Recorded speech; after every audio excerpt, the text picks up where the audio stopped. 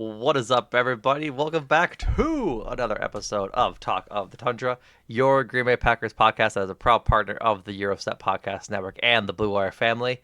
As always, I am your host, Numac, coming back to you after the briefest of hiatuses, take a little break in the offseason with my lovely, bombastic co-host, Jordan Tresky. Jordan, how you doing, buddy? I'm bombastic? Mr. Boombastic, even. I was about to do a Shaggy. Uh, I Do you think want that me to be I Scooby? that's not the Shaggy I was thinking I about. know. I know. I'm Mr. Lover Lover. I think it was towing the line of probably acceptable, but if I went further, it would have Further, but a been, little problematic. yeah. Absolutely. But Absolutely. apparently, the culture and society accepts that these days. Apparently, Anyway, yeah, we're back. we are We're back to back. talk about the pack. Back to talk about the pack and primarily their main cornerback as Jaire Alexander is likely Will not. he be Will back he be back? with the pack? Look at us dropping rhymes, rubbing the same word over and over and over again. Call us. Um, Go ahead. The floor is yours. See, I was gonna bring a joke off mic. I was gonna say we're call us two chains because we've been talking about two chains rhymes.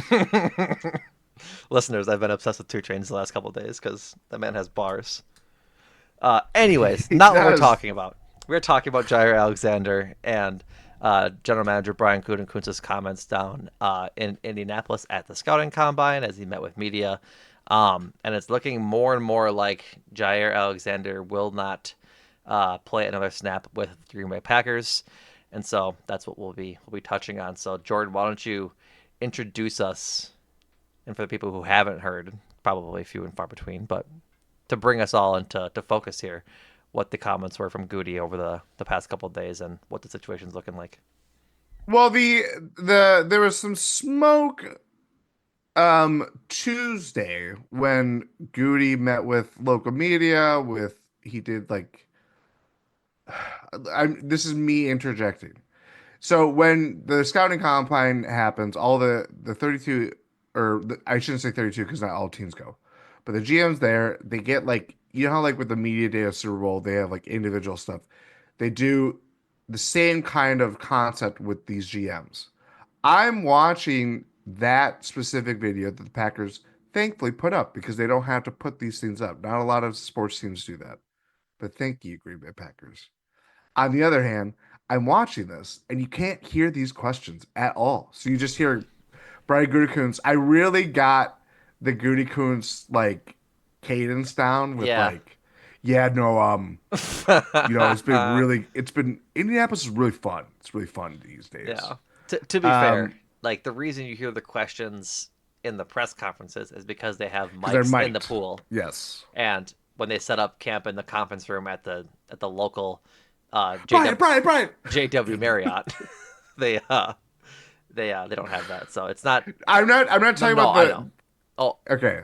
bring I'm on. talking about like where the I'm assuming it's at Lucas Oil.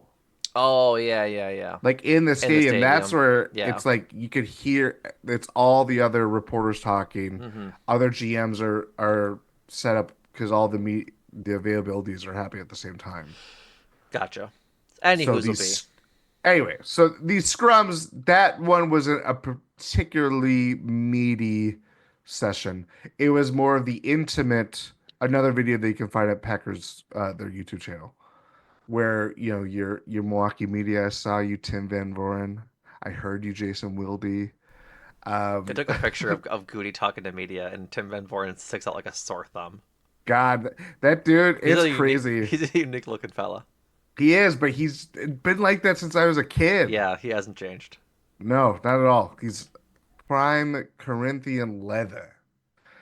Anyway, so you hear him like these questions, and all of a sudden, I think it was like minute six. It was Tim Van Voren too. He straight up asked, here, let me bring up the quotes. On Jair, it was just about like how does Jair Alexander's time in Green Bay. and you could just immediately like feel like this like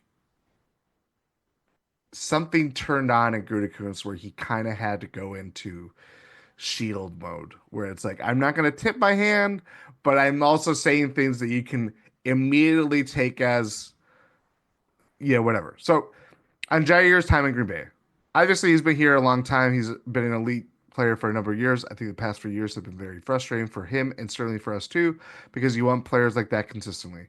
When you can't be because of injuries, that's a tough thing. I know he's doing everything he can to be out there, but I think the last few years haven't been where we want them to be only because of injury. Someone follows up with the question pretty directly of whether he wants to remain a Green Bay Packer. Gutey says he's never said anything differently. He loves Green Bay. He's got a lot of energy when he's in the building. Now, this is me interjecting again. He says, I think he's still around. And he makes this like, he like looks up and you see him just like kind of like, did I see Jaire in the last like 3 weeks? It's just this really like, what is going on right now? And then he finishes up with saying, we'll work through that as we go through the offseason and see where that leads. So that was kind of the appetizer.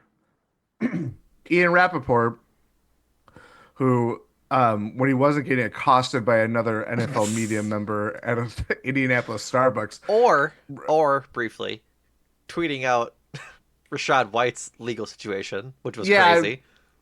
yeah, that was also, I Regarding the was, Rashad had White a lot of situation, questions. brother, what is the Rashad White situation? What? We didn't hear anything about this. Yeah, he was extorted. News to That's me. news. Yeah. So, anyways, Um, go ahead. so when he wasn't doing those things, he tweeted, posted, whatever you want to call it, um, Wednesday morning that the Packers are basically openly shopping for Jaire Alexander. Um, to read his post, sources the Packers have had trade conversations centered around star quarterback cornerback Jaire Alexander, and they are open to moving him for the right price. Alexander, still just 28 and a two-time Pro Bowler, is considered to be the most decorated cornerback available. So, my 2 cents as we transition into all of this. I had a slight suspicion that as we enter the week of like, what are we going to talk about? I was like, well, the combine is this week. We're going to hear from Gutey. Questions are going to be asked. And I was like, in the back of my mind, I didn't want to like jinx it, but I was like, there's going to be something with Jair. The way that it just, his comments after the end of the season, which if people don't remember, he was saying he didn't want to talk to reporters because he didn't have anything to say. And also dropped the bomb that I don't even know if I'm going to be here. So you could just tell that there was some clear discontent, whether that was from Jair's side, and as we are finding out in abundance, certainly from the Packers side. So I felt like there was something there. Did I anticipate it being like, oh, Jaire Alexander's time in Green Bay is completely done? I didn't think it was going to be that, but I didn't think that everything was going to be out on the table. All cards are on the table. And, you know, basically when Ian Rappaport is saying something like that, and the NFL world, or most of it is in Indianapolis, where a lot of GMs are talking. It's just kind of setting the groundwork for free agency starting in a couple of weeks. When he says or puts out something like that, that is ultimately say the Packers saying, we're out. If you want something, if you don't want Jaire Alexander to hit the open market, we'll take something of value, whether it's as high as it can be or whatever it is. We are just out, and that is where we stand. Yeah, I think to your point, this kind of like bubbled from the end of the season, right? Like it was almost expected to get here after Jaire's comments at the end of the season, and it's not surprising that we are here. Um, Rob Dombrowski also reported this week that multiple team sources have privately expressed their frustration with Jaire's inability to stay healthy and or play through injuries. I think like I can understand the team frustration, but I also like don't want to knock Jaire for that because he was injured earlier in the season this year, was out for a few games, came back, and then immediately got re-injured.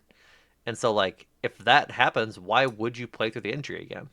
Like, if you just came back from an injury, thought you were better, and went back as soon as you could to immediately get re-injured, I just like I can't blame him if he doesn't want to play through injury after that. Like it's playing through injury is never a good thing, right? Like in football, everyone's injured, but I mean, I don't want to put too much stock into those frustrations because I think they're ill placed. Like you can knock Jair for a few different things. General attitude at times is a decent complaint. Uh, Play also a decent complaint the last couple years. Just and then availability, like staying healthy is one thing. He should be doing his best to do that. Playing through injury, I'm not gonna knock him for kind of thing. So, um, that's But not isn't not to that discredit Rob's reporting. I just think that if that's true, and I'm like slightly disappointed that the Packers are like, oh well, he won't play through injury when he literally did play through injury this year and got re-injured. so? To that point, um, I'm going to basically just take a lot of what Tom Silverstein has reported because this is very in depth Mm-hmm. and gives us a lot more of uh sheds a lot more light on what you know basically since Jair left that Bears game Yep. and the you know not the sideshow but when he was officially shut down, all these people were like, why wouldn't you just do this? And why wouldn't you shut him down in the first? I mean, we definitely talked about it at the time. Yep. Um, Thomas Silverstein really just like put everything out there. From afar, it looked like a circus the way Alexander kept working toward playing only to be inactive on Sunday because his knee wasn't right. He ended up playing 10 more snaps the entire season despite practicing regularly during the month of December. Some thought that Alexander should have had surgery right away, but in general, PCLs aren't repaired. They heal on their own. A source said the Packers and Alexander sought an opinion from Dallas Cowboys team physician Daniel Cooper, one of the top knee specialists in the country, and were told pain would be the ultimate deciding factor on how fast Alexander would return. Fortunately for Alexander, the pain was significant. Um, he adds on that, in here, I'll just continue. The ligament would heal as the season wore on, but there was a catch-22 aspect for the recovery. For Alexander to play on Sunday, he needed to practice during the entire week to see whether he could function for an entire game. Basically, it was okay if you can get through these checkpoints, we'll clear you. But when he's complaining about pain, it's being significant. That's where things kind of started to go awry.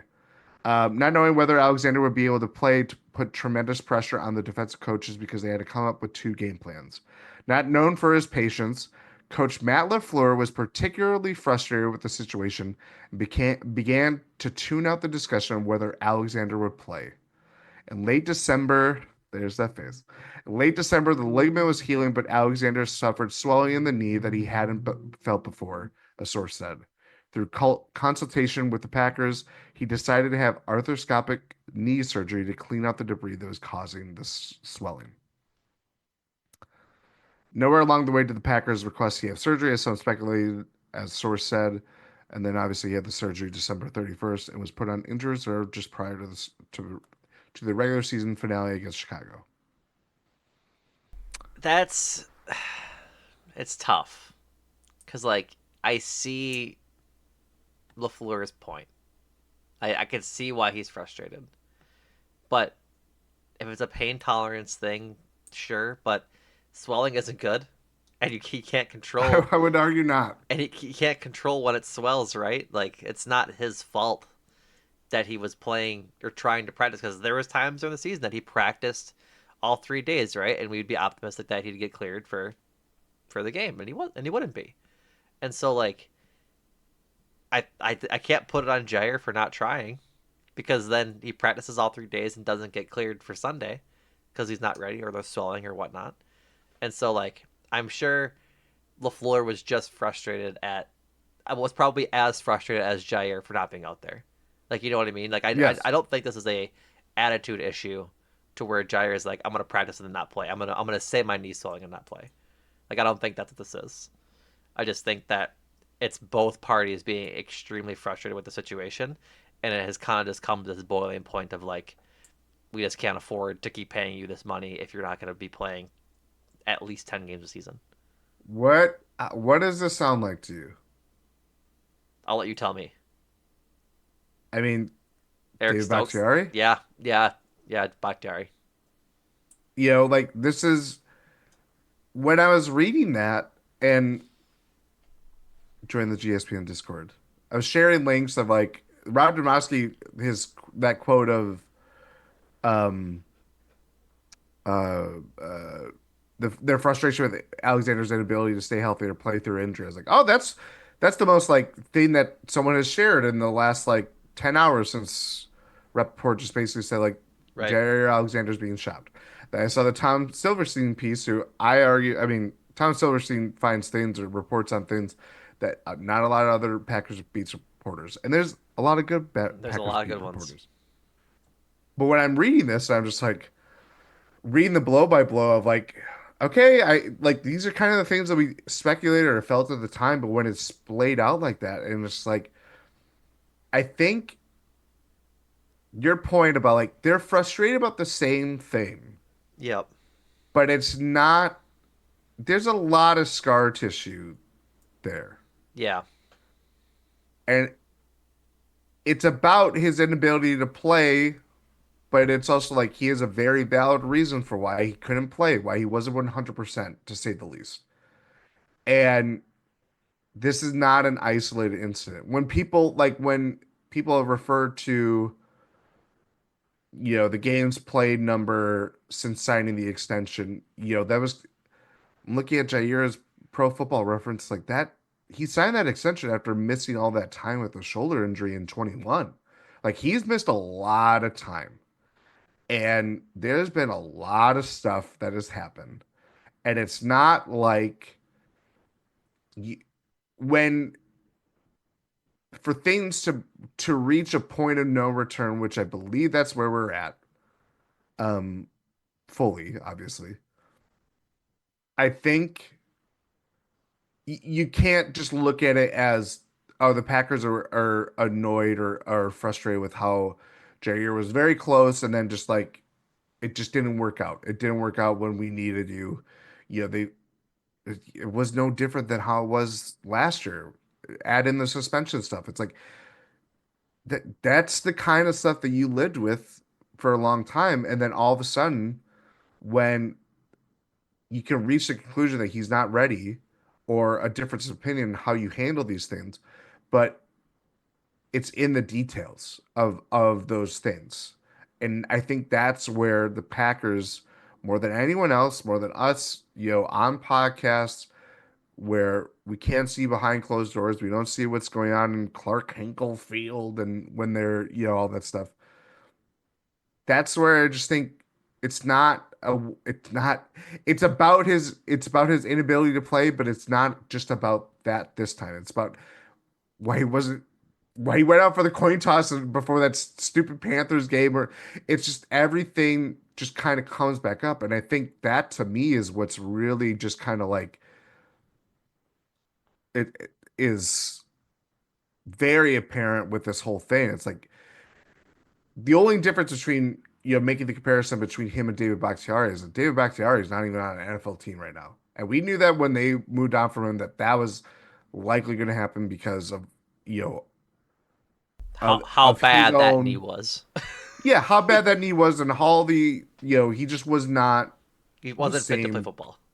No, no, no, no, no. Jaire Alexander is going to be fit to play football for some other team, but the Packers are just be like, you can be an all pro cornerback. We think you still can be. It's just you're not going to be for us, or you're not going to be that for us anymore. I think that is just like it's one thing for us to speculate this for weeks, but for us to see the Packers just be like, yeah, that when they turn on it like that, I think that is the big thing. And I'm missing the biggest detail that I caught initially than when I was reading the blow by blow. Thomas Overstein said A source familiar with the talks Tuesday between the Packers and Alexander's agent John Thornton said the Packers didn't rule out a return, but gave the impression that they're moving on. The Packers didn't bother to ask for a pay cut because they know Alexander wouldn't accept it. Yeah, I don't. I'm sure he wouldn't.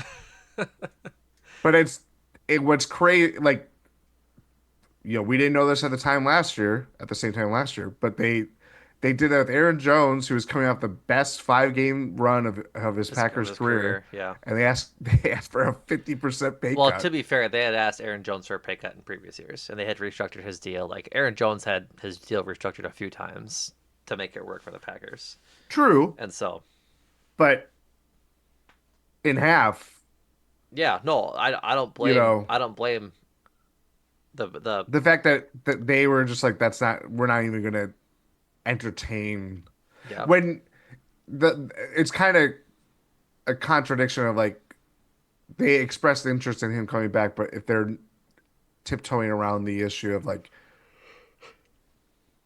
there's conditions that they would meet, but if things were all equal, they would put those conditions out there for Jaire Alexander. They just don't want it. They don't want Yeah, I think like it's the like I said, it's the culmination of all the things. It's boiled over to where I think the Packers and Jair are just ready for a divorce. Both sides are probably equally frustrated with the process of how the other side has gone through it. I'm sure the Packers are upset for every reason we've already listed. I'm sure Jair is upset with how it his injuries have been treated within the building, how he's been treated attitude wise, and having to do with Jeff Berry and then captaincy. captaincy and all that stuff. Like I'm sure I think it's just time. Like sometimes you stay Yes. around for the kids, sometimes you just gotta gotta cut the weight on the marriage. And so I mean I'm with you. I think that it probably hasn't played another snap, and so or probably won't play another snap for the Packers. I'd be very shocked if they do. But I think let's hop into this next segment. I guess what are some do you think he gets traded? Is I guess what do you think? Because I could see a reality where he gets traded. Maybe the Commanders want. I know there are some teams sniffing around. I heard like the Commanders, um, the Patriots, maybe. I forget who were some teams mentioned, but there are some teams that would trade for him. The Commanders first and foremost because they need some defensive players. But one, do you think he gets traded? And two, do you think it's anything of worth? Um, I kind of do think he gets traded because I don't. I think some team is gonna look at it's Jair Alexander. He's a 2 time All Pro. Yeah, it's been a while. I mean, you can go to 2022 season and be like, he's a Pro Bowler then. I think at the time we were both like, what? But the talent is there. No one can really argue with the talent of Jair Alexander. I mean, even last year he had a pick six in the Tennessee game. The Cowboys game, he had a pick six. Like when he's out on the field, he's still a good performer. But if I'm another team and I see that he's available, it's not going to take a lot. It's a third day pick, pretty much. I would do. I, I I'm seeing this only from the Packers' perspective, but if I'm looking at a distressed asset who some team can come in if he hits the open market and be like, we're just going to give him a lot of money. We're going to give him a lot of money. We'll see what he does, and you lose out that opportunity because you don't have that. I think like a team. I'm trying to think of like a pseudo contender that thinks that they can make the leap, or a team obviously in need of cornerback help. You mentioned, I know, My buck is muted. I was like, the Commanders need someone to cover AJ Brown, Malik Neighbors, yes, CD Lamb, C and Lamb, the rest of the good receivers in that division. So like, yeah, again, I don't know if they do it, but like, and if Jair's healthy, he's able to be that guy. AJ Brown kind of took his lunch in Philly the first game, but I think he's still a like a first cornerback. Like I think he still has juice. It's just yeah. can he be out there? Which is the big rub right now. And so like I said, I can see the Commanders doing it. That, and I mean, there's a lot of GMs out there that are opportunistic, Yeah, and It's easy to convince an owner and be like, this is a guy that is a pedigree. Who else out there, are we going to get? Yeah. It's not a very deep cornerback free agency class. No. That's the other thing as teams and NFL personnel are finding out this week. It's That's like, yeah, why wouldn't we do the plunge for someone that we can get for a fifth rounder a at cornerback best? one for a fifth rounder. Yeah. That's also Yeah. where I see like there's like a 1% chance he just is a Packer next season because uh going into next year, we talked about this on the last pod, on the Who Stays Who Goes pod. Um, Yes. but going into next year, if you're taking into account that sure they don't have Jaire, they don't have Eric Stokes, um, no Robert Rochelle, and no I think Corey Ballantyne are like the guys that are up for The only free agency. corners under contract are Are Valentine and Nixon, right? Carrington Valentine, Keyshawn Nixon, and then it's the random guys, Kamal Like the Hayden, prep. Omar Brown, Caleb Hayes, and Isaiah Dunn. Like they're thin at cornerback right now, and so they'll most certainly address it in the draft. But if you're Gutey, this is playing with fire coming when it comes to your cornerback room next year, which is like arguably the area of most need for your football team. And so do you?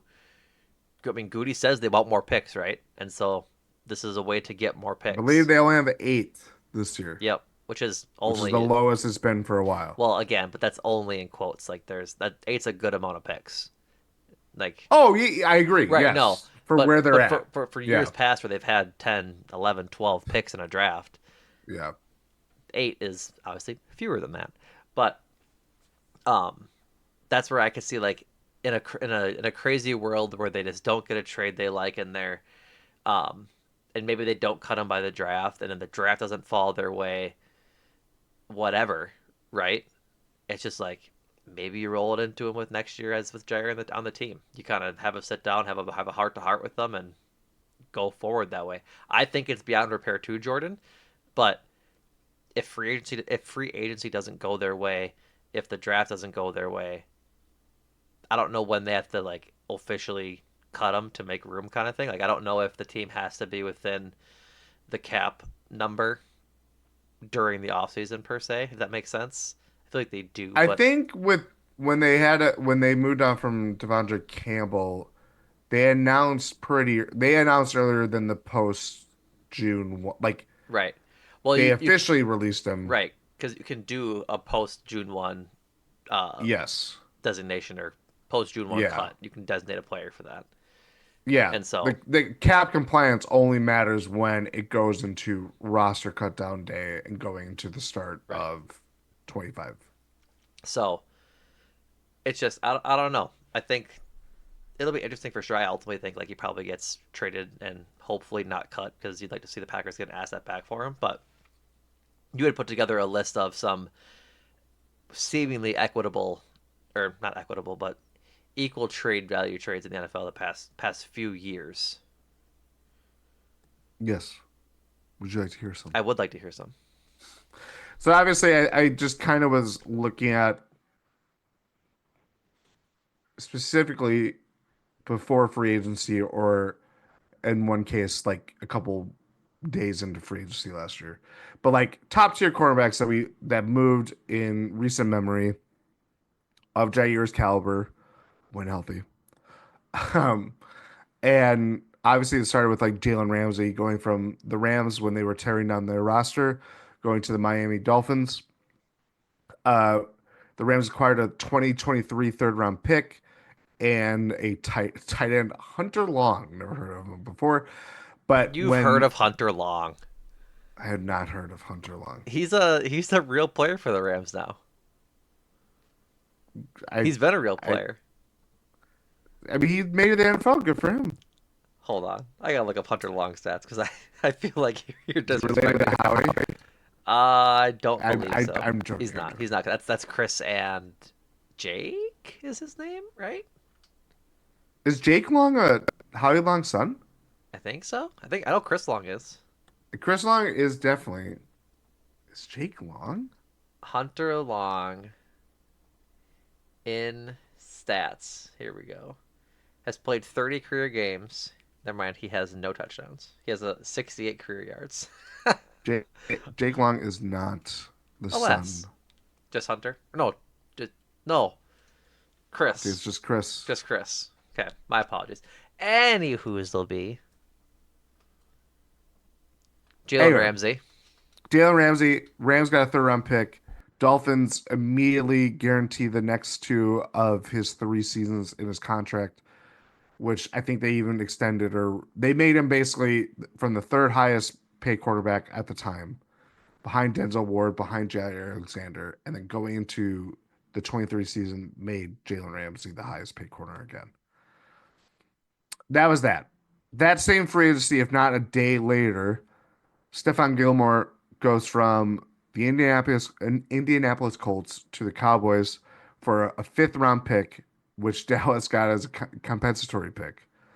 Um, Gilmore was entering the final year of his deal and had a base salary of 7.9 million, which is incredibly team friendly. um, and the cap has obviously only gotten higher as we go along. Last year, Titans acquired L'Jarius Sneed from the Chiefs. Titans got Sneed and signed him to a 4-year, $76.4 million deal with 44 million guaranteed. And the Chiefs swapped a 2024 seventh round pick with Tennessee and outright acquired a 2025 third round pick. So obviously this year's draft. I know this is specifically shouting out Keith because I kept seeing. I'm just gonna say it. He's made the Marshawn Lattimore comp, and I understand it.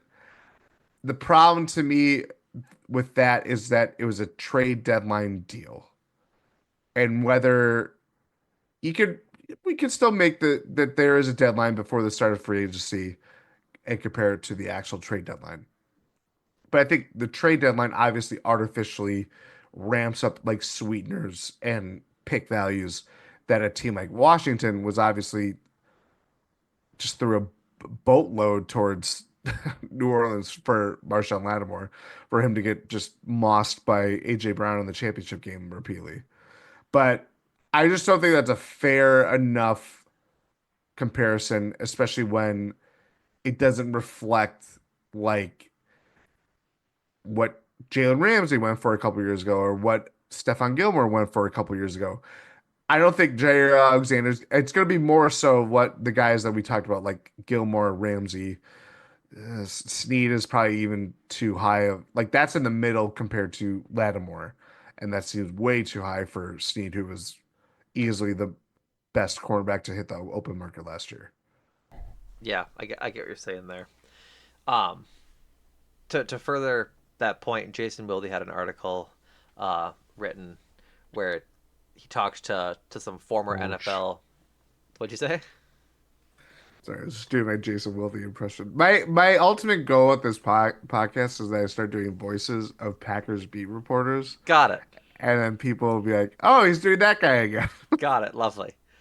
Um, but Jason Wilde talked to a couple of former GMs about Jaire's trade value, and so this is what those three GMs said. The first GM said maybe not even a sixth round pick.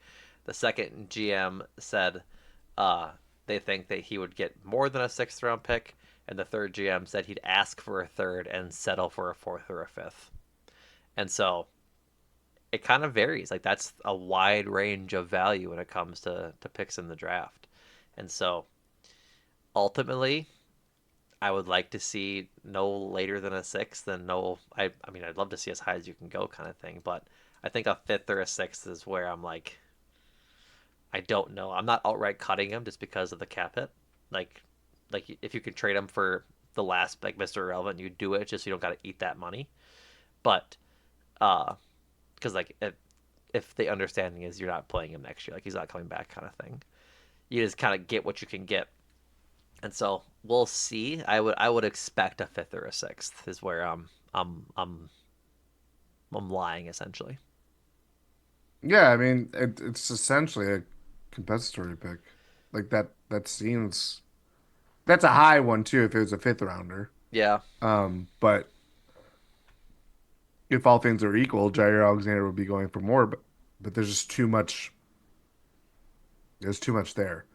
I ultimately I it's not just I think it's I just see more of the logic of a team talking themselves into it's 48 hours out from the start of free agency. If the opportunity is there, per, why let him get to the open market and we can try a year out? I think honestly too, like there's been some interesting names of players that are on the trading block or seemingly not seemingly available, readily available over the last couple of days. I mean, before even the Super Bowl, there was talk about Debo Samuel, Cooper Cup. No and Um, no. I'll say that right now. huh? I'll just say that right now. No and no. I don't want the Packers trading for Well, them. I'm not saying. No, I know. I'm just saying. Yeah, Like you said, players becoming available post Super Bowl. Debo Samuel, Cooper Cup, and to me, that's a no and a no. I don't want either one of yeah. them. Other names added to the list this week specifically were like Jonathan Allen from the Commanders, Yep. Harold Landry from Tennessee, which I thought was interesting. Maybe Trey Um, Hendrickson if the Bengals don't want to pay him. We talked about that in the primo. Go check that out, folks. Jordan, Andrew, and I pre this pod recorded a mhm. most interesting teams of the NFL and MLB. Bengals are on that, and some Trey Hendrickson talk. um, yeah, I don't know. I think for the Packers, I think getting pick is obviously probably more enticing because Oh, you're it's not 100% more enticing. not locked into it, but also it's like I don't know. I saw We a see lot. more challenge trades in like the NBA or like here's our kind of damaged goods. We'll take out your damaged goods. Yeah, I kind of like for me, it's like Harold Landry has been a guy that's very interesting. Like, why wouldn't this is not going to happen? And I'm not saying it just, but it's like the challenge trade of Titans wanting doing the same thing that the Packers are doing with Jaire Alexander. Would that be interesting to a Packers team that needs juice on from their front four right. and a guy that's coming off a pretty good season for a team that defensively was really good, Really good. but was crappy and full of mayo on the other side of the ball. That's right. Um, early on in in like the postseason of I think the off season for the Packers, like the post space season. Um, People were floating like Seahawks trade for Jair and send us DK. Insane ideas. Like the Seahawks, who knows what they're going to do with DK in that upcoming contract? But there's just no reality where the Packers are sending money to a team that is trying to reduce their cap and then also send out one of the better receivers in football for a distressed asset. That felt a lot more like Wish casting. yes, perfect way to put it. Because there's not been a lot of stuff. We understand that's probably what the Seahawks want to do, especially when 2 years of not making the playoffs. They just moved on from a year ago, moving on from Pete Carroll and bringing in Mm-hmm. Mike McDonald. Program shifting, who knows what they just committed to Geno Smith, but that could easily change too. But it wasn't, it's not like Stafford levels of like, oh yeah, this is pretty out there, Right. kind of stuff. It's more of I think internally of like who's the biggest possible fish that we could go for that if you read tea leaves or if you want to think that this is in play, you can think that, but I don't know. Yeah, I just don't think it's a feasible trade. The Seahawks would never do it. No. So, all right, that's enough on Jair. A good solid 40 minutes worth. So let's get into the rest of Gutey's comments from rest of just like Packers news around the combine in general as well. Um, the big thing pre-combine was Josh Jacobs talking to reporters and saying that he likes all the receivers but doesn't want to. But the Packers need a wide receiver one, to which Dontavian Wicks took exception to. But then Gutey had talked about this week and said that he did disagree with Josh Jacobs. So I mean, I don't blame him for disagreeing or not disagreeing either. Like the Packers needed wide receiver one, and competition is good in that receiver room. Like they're gonna need somebody to step up this season, especially with Christian Watson missing as much time as he's going to. And so I don't know what they're gonna do. T. Higgins is probably off the table. Who knows what the Jets will do with Devontae Adams? And other than that, there's not a whole lot of wide receiver free agents. If I'm not mistaken. Like there's not a whole lot out there that I'm super excited about. If I I have give a list, the Athletics top their free agent rankings is like their top 50, 150. okay, It's basically like a big board. Um, for wide receiver, you can obviously guess who is number one. this T. Um, T. Higgins. I think he's actually the highest. Yeah, he's the highest free agent of this class. Chris Godwin is fifth overall and in tier one of wide receiver. Yep, After that, it's Stephon Diggs coming up an injury. yep. After that, Keenan Allen, Old, DeAndre Hopkins, old, Amari Cooper, old.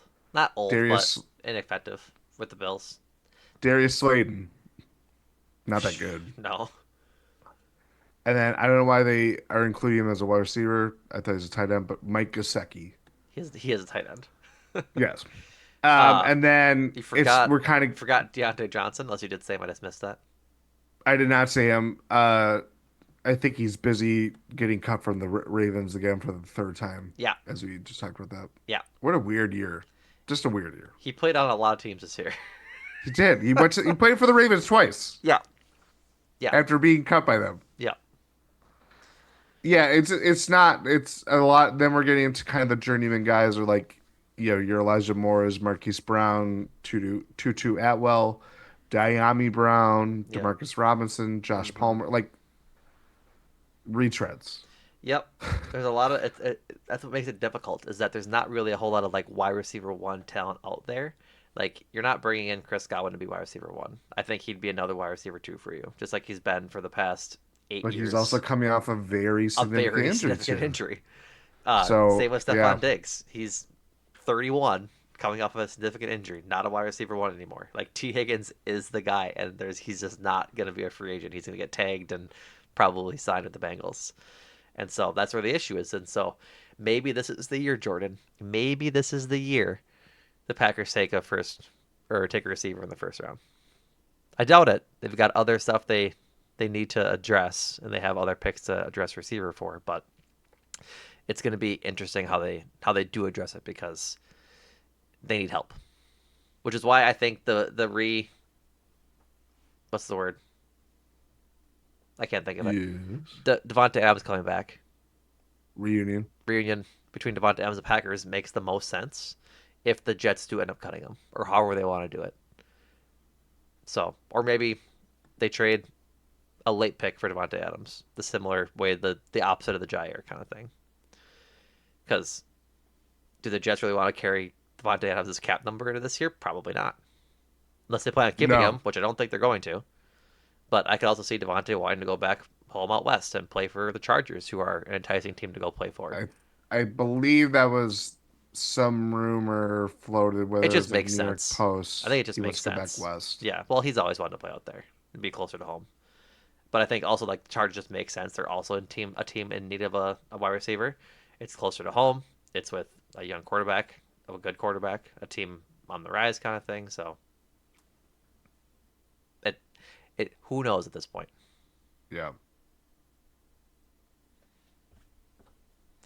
Um, looking more, uh, looks like Tom Silverstein wrote again.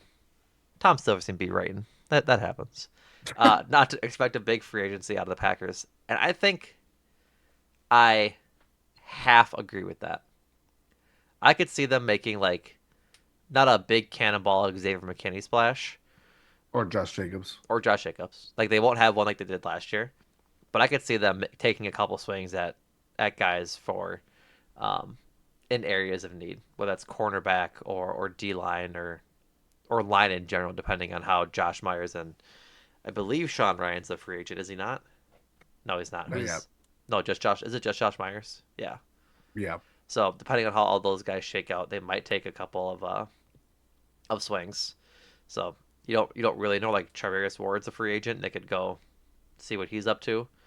Um, DJ Reed also a free agent. You could go see what he's up to if they need help. Like they need help at cornerback. So well, Yeah. it's kind of a big we'll see. And so, but I to say that they won't have a big free agency, I don't think is entirely. I don't want to say accurate or true. I just think it's not entirely likely. I think they could. It's not gonna be a free agency that's gonna win headlines. Like No, last year, no.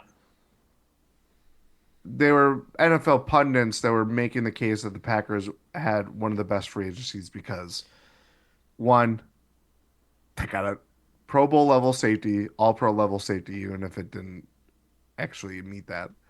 Um, or am I forgetting? He was a Xavier McKinney was all pro, right? No, he was not. That's right. I don't think he was. I think it was his first this year. That's right. Anyway, or going for rolling the dice and making the Josh Jacobs. Like the Packers did two big free agency moves that we would have said like that would have happened over the course of 10 years Yep. of one another, and they did that in the same free agency period. Right. I think in aggregate, I think they're going to take more swings because outside of McKinney and Jacobs, the other free agent guys that you know, it's not like Andre Dillard comes to mind, and they only signed him before the draft, and he only played up 13 snaps or whatever it was.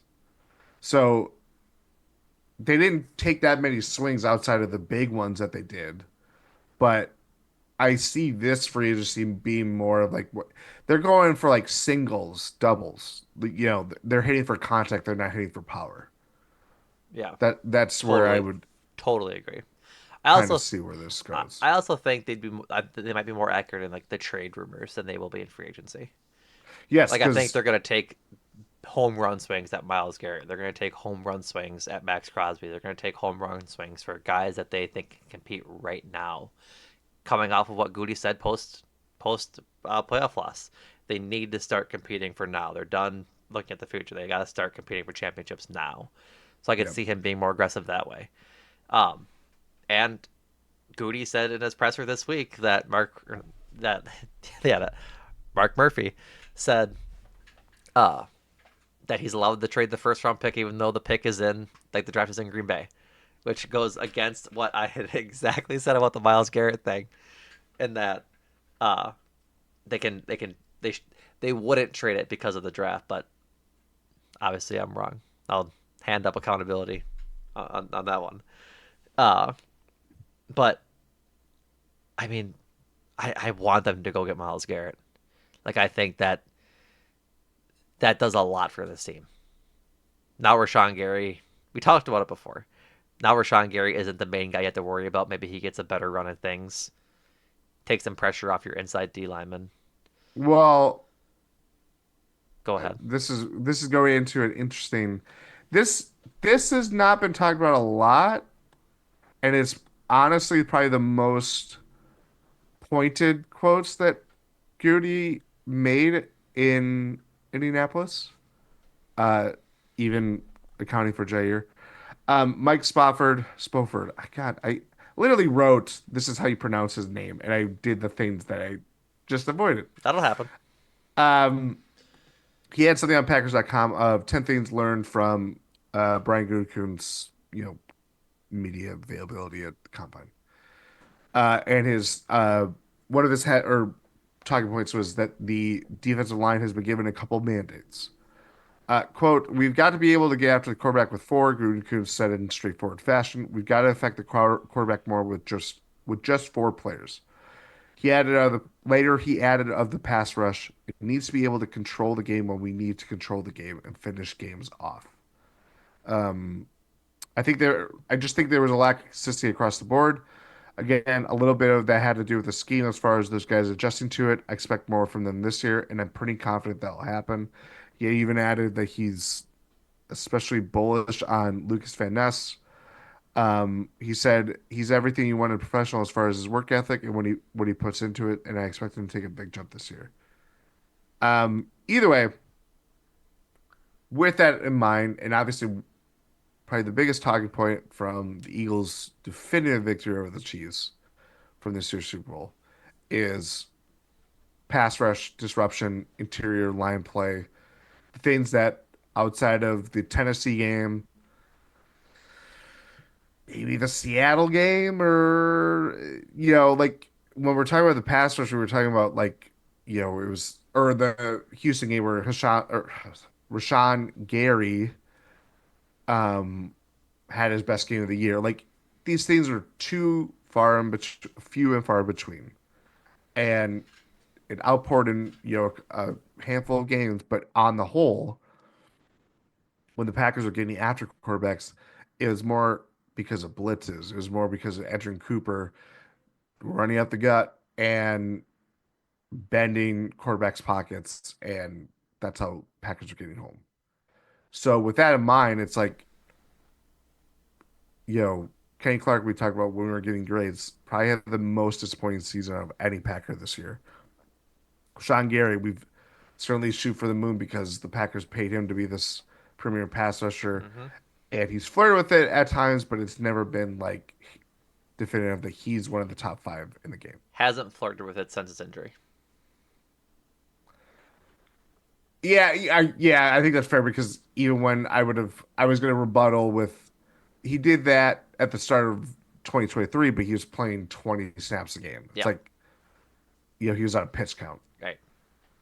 So, and then all the investment with drafting Lucas Van Ness, Kingsley Enagbari, Devontae Wyatt. It's like that Packers, even whether it's draft, whether it's free agency, when they're usually on the sidelines, it's like they've done so much at that position group, and it still has not been like, yeah, Yeah. we figured it out. Yeah. Like it's usually Kenny Clark kind of banding things together and being like the lone force of good, or like Mike Daniels before him, or whatever. It's like, no, you need like all four. You can't do, there really cannot be a No. loose thread there. No. It's got to be all together, especially as the Eagles pointed out. So And the Niners I, last year, 2 years ago. yes. I think that was, I mean, even the Chiefs too. I think that was All the kind of the really good biggest thing. teams, believe it or not. It turns out the really good teams have really good pass rush and a really good front They four. just have good players at the front four. Yeah. Um, no, I just thought if that is kind of something that I keep looking back at, whether it's what the Packers look at draft or even free agency, if they do kind of break the bank a little bit, but not in a Xavier McKinney or Josh Jacobs kind of way. It's kind of the place that I would look at as is very intriguing. Yeah. I don't blame you. So, anything else, Jordan, or should we wrap up? No, I think we wrap up. I think we kind of. I mean, Jair is going to be the biggest talking point, especially going into the. We have when does free agency start again? March 13th. I think something like that. It's usually like a Tuesday or the second Tuesday or Wednesday. Okay. Um, Yeah, that sounds about right. It's not next week, but I think it's the week after. So yeah, it'll be the 12th or 13th. So I think yeah, because next week is franchise tag deadline. I'm almost certain. Is the fourth, and then the week after will be free agency. I think. yes. I think that's it. So, alrighty. Thank you all for listening. Thank you, folks. Be sure to check out all things GSPN at gspn.info, which is where you can find GSPN After Dark. You can subscribe for $8 a month. Like I had said earlier, we had teased our most intriguing NFL teams of this offseason and MLB teams heading into that season. Speaking of the MLB, go check out Cruising for a Bruising with Andrew Snyder and Adam McGee, as the Brewers are little under a month away from opening day against the New York Yankees. Um, so all things Brewers is going to be a lot of fun. They just put out an episode, I believe it was last week, just taking stock of the Brewers as they head into spring training. All things Bucks, as they just beat the Denver Nuggets with Giannis and Dame back playing a hefty dose of minutes. Check out All Things Bucks with Ty and Rohan over at the Eurostep, and Adam and Jordan on Win in 6. And then Oscars, I believe, are not are they this Sunday. They are this Sunday. So all things Oscars. If you want to get your Oscar primer, go make time for this with Adam and Andrew as well as they talked the Brutalist as well as previewed the Oscars a little bit. So thank you all for listening again. We'll be back next week to talk more Packers. Appreciate y'all for listening. And Jordan, thank you. Thank you.